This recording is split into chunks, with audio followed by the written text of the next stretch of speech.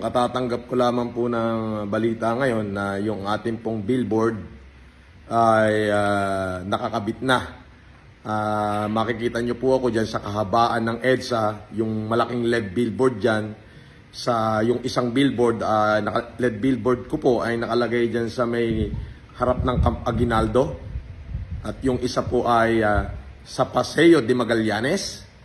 At yung isa naman pong billboard ko ay nakalagay dyan sa may Green Hills Promenade. So nakakatuwa naman po. At